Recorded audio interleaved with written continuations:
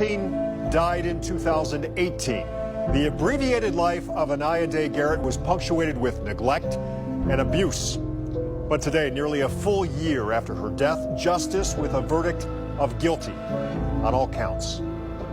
Anaya's killers, her own mother, Sierra Day, and her mother's boyfriend, Deontay Lewis, both now face the possibility of life without parole after a jury found them both guilty of aggravated murder.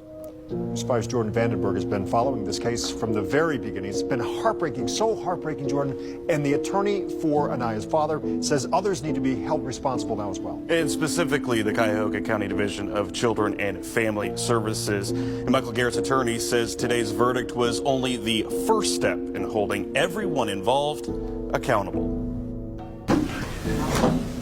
March 2018, Deontay Lewis and Sierra Day sat stoically just feet away.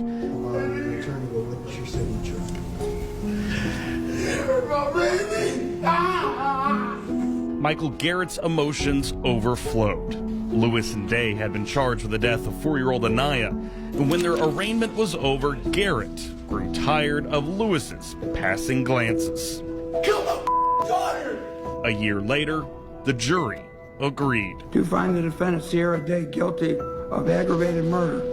To find the defendant Deontay Lewis guilty of aggravated murder. Whenever a child is harmed in our communities, we want to get justice for them. So we are pleased that this process worked the way it did. The guilty verdict on all counts was the emphatic ending to a trial that spanned 6 days, in a case that spanned nearly a year.